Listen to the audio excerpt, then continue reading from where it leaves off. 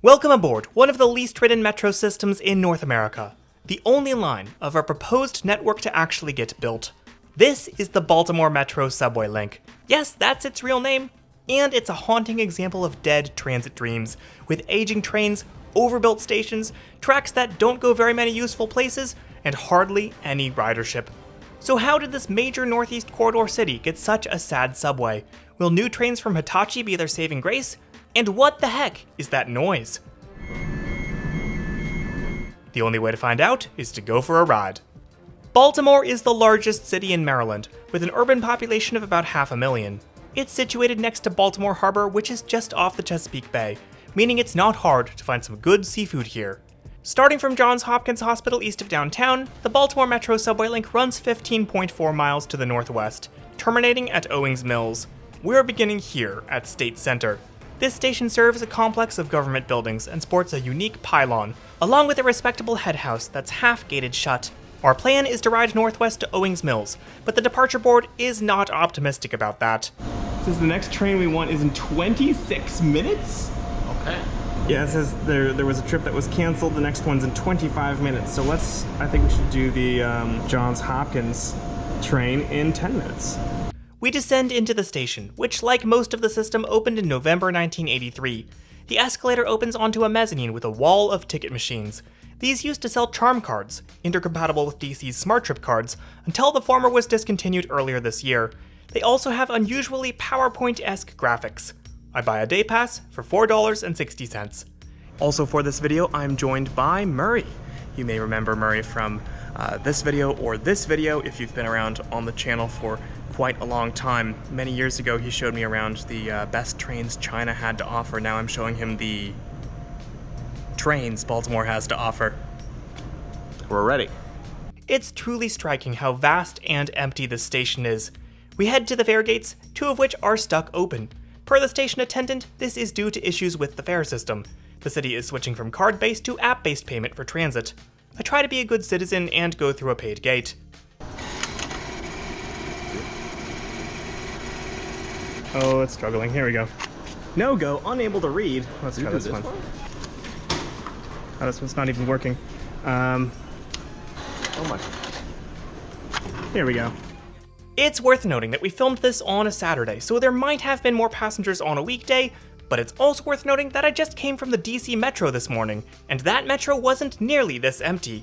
A squeaky escalator takes us downstairs to the platform, which features large, circular benches, maps on the walls, and safety barriers. And for the record, there are a few other passengers here, but they're all behind me.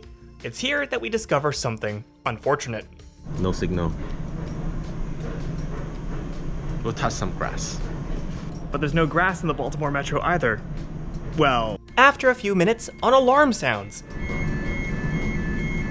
But it's not because of an emergency, that's just the sound that plays when a train arrives. And here is our train now, a 4-car train set built by Bud in the 1980s. Inside, the floor is filthy. There's a smell of cigarettes, and the cushioned seats are in varying states of repair. In fairness, when I've ridden this system before, I have seen workers doing their best to clean trains and stations with power washers.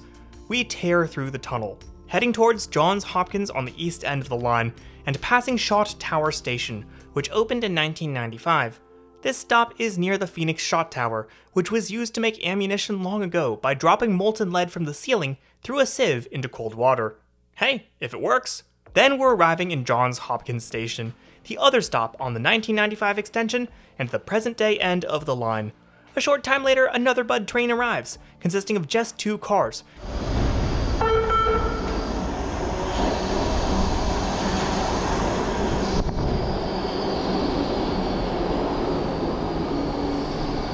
wow, it's just 2 cars.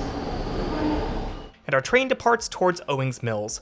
The operator of this train recognizes me from my channel and tells me that the previous disruptions had been caused by a Bud train that had to be taken out of service. This station has a unique skylight design, letting in natural light. Alright, so having grown up riding the metros of Beijing, Shanghai, etc., what are your first impressions of the Baltimore Metro Subwaylink? I did a little bit of research before today, and I think it's definitely beyond my expectation. It's definitely functional. The trip can definitely be smoother, but I think it's definitely beyond my expectations. But in terms of comparing in China, Given the size of Baltimore, also the public financing, I think it did its best. It's an entrance directly into the hospital, but it's closed Saturday, Sunday, and holidays. Another escalator takes us up to the surface, where we exit through a classy, glassy entrance. This is quite centrally located on the Johns Hopkins campus, within easy walking distance of many medical buildings. But since we're thankfully not in need of hospitalization, we head back into the metro, where we really get a scale of how big this station is. From here, we'll be taking a train up to Reisterstown Plaza. But first, the following is based on true events. Ladies and gentlemen, welcome to San Francisco. Are you Caleb Britton? Yes, why? We've been trying to talk to you the whole flight, but you were sound asleep. Well, that's because I was sleeping with my fabulous Manta Sound sleep mask made with customizable light blocking technology, a wide, comfortable strap, and a built-in Bluetooth sound system, so I can listen to all my favorite 80s music from the 2010s while I get the best sleep of my life, even in economy class. And guess what, Miss Flight Attendant? You can get one too, at the link in the description, and use code WHALE for 10% off your first purchase. Now, what was it you wanted to tell me? You left your debit card in Honolulu. Ah, dang it.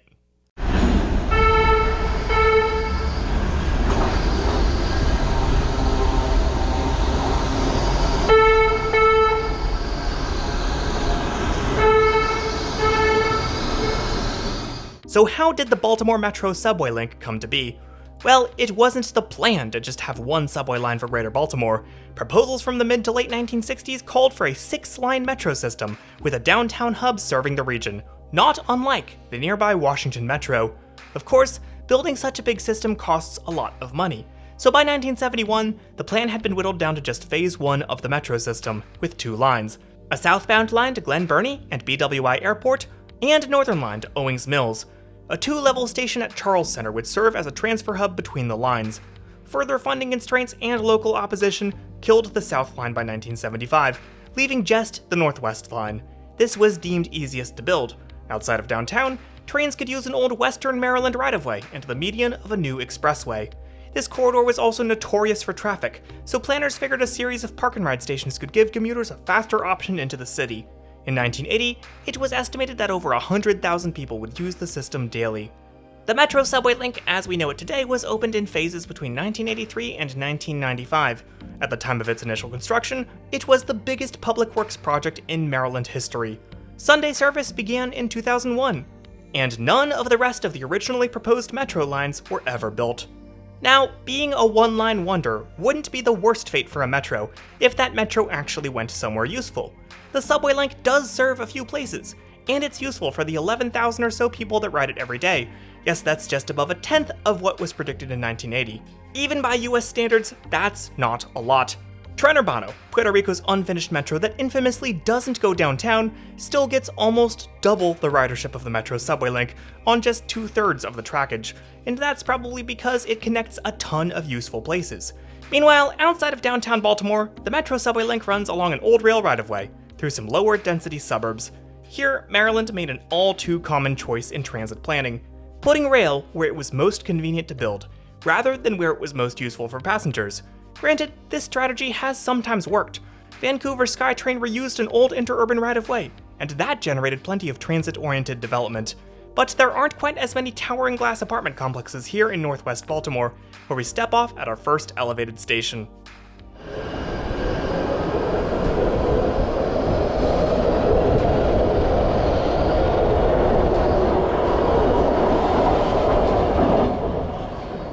Reisterstown Plaza was the original terminus of the Baltimore Metro Subwaylink before it was expanded further in 1986.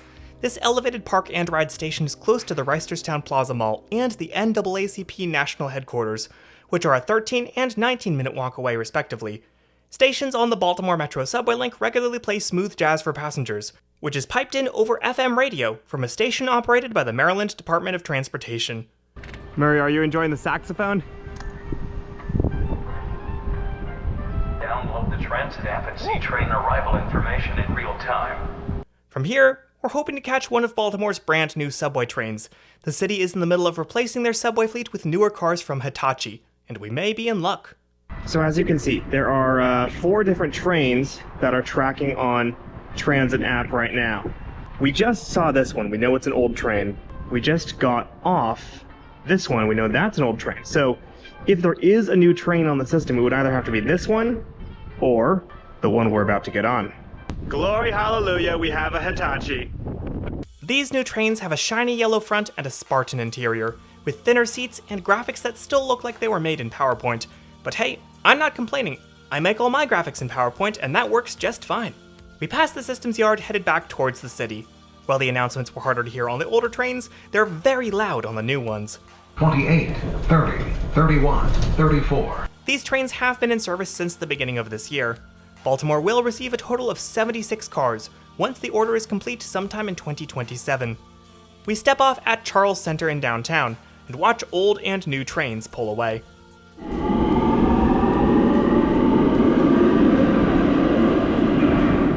This station was future-proofed to be a major transfer hub, but now it's a ghost of plans forgotten. At least the music here is different. I like the classical music better.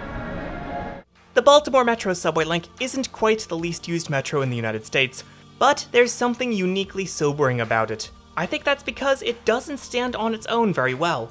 It was the easiest first step of a larger whole, and without that, it's just trundling along. A small system that Maryland has to keep running with aging trains between oversized stations. At least now, they're getting new rolling stock. And again, there are people who use this system, just not a whole ton. If you're a transit fan, this train is definitely worth a ride, but it's also definitely a great object lesson in building your first big, expensive transit project somewhere it can work well, even if it's never expanded.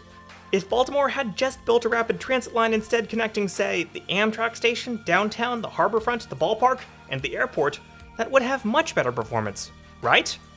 Right? Oh dang, I'm gonna have to make a sequel for this video, aren't I?